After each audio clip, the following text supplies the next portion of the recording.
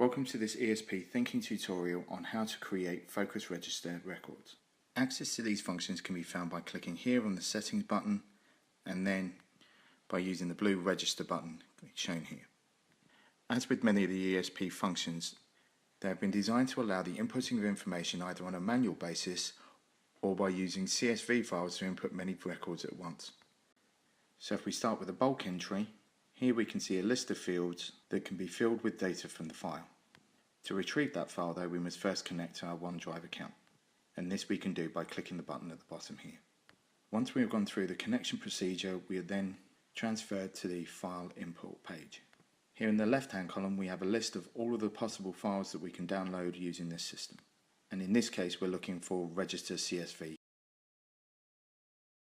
So clicking this button gives us a list of all of the CSV files on our OneDrive directory, and in this case our file is called registerinfo.csv.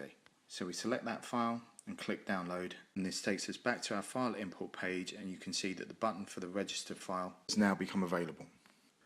We are now back to the bulk input page, and you can see that the fields on the right here have been populated by the first line of data from our CSV file.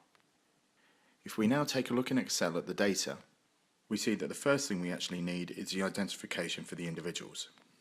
This can either be in the form of an ID number, or if it's forename and surname, preferably with a date of birth to make sure that there are no duplication errors. We then have the logged historical data, and this comes in two categories. The first is defined as the issues, which is essentially the actions of the student.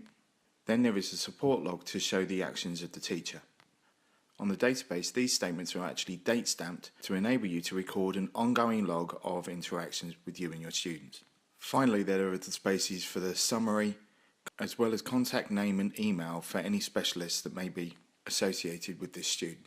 If we now return to the ESP page, we now need to ensure that all of the data is in the correct field. If your file happens to have headings, then this can be achieved by switching off the header row question here at the top. This then displays those headers as the first row of data and allows you to make adjustments and ensure that the data matches up correctly.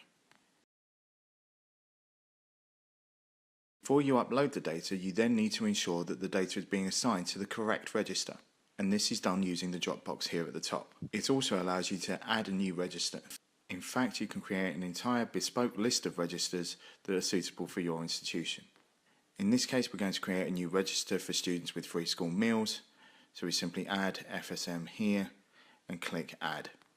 This then returns us to our previous screen, and when we enter the drop box again, we can select FSM so that our data is added to our new register.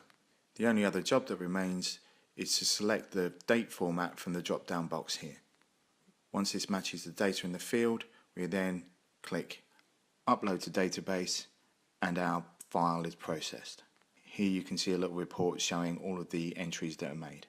If we now take a look at how we can make a single entry, we must first search for an individual from the existing database.